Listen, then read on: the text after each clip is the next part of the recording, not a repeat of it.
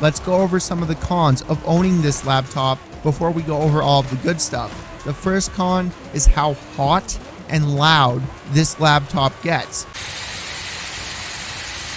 This is something that will apply to pretty much every gaming laptop. It's kind of hard to avoid, especially when you're playing games at 1440p and hopping into the triple digits with frame rates. But with that said, the laptop does get very hot and the fans do get very loud. There isn't any crashing or blue screens of death that the laptop runs into. It's just that the fans do get very loud and the laptop's keyboard does get pretty warm.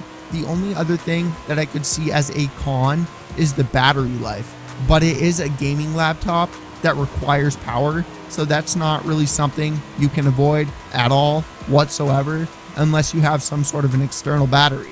Now let's hop into the specs of this beast. Do keep in mind that there's quite a few options to choose from. A display this quick 100% does make a difference if you adjust some settings inside of games.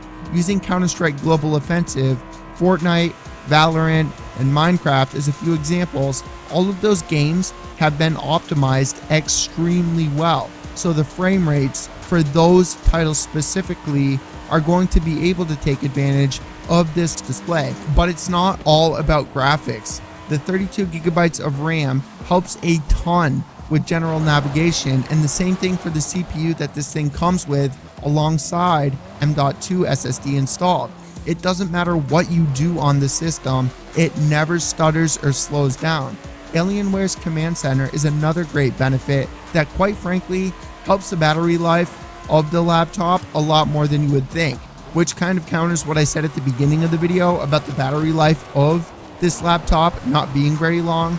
But the battery life of this laptop specifically is much better than a lot of the other gaming laptops out there. Also keep in mind that the Alienware Command Center allows you to customize the thermal management, the RGB on the keyboard, setting macros on the keyboard, and a few other settings as well.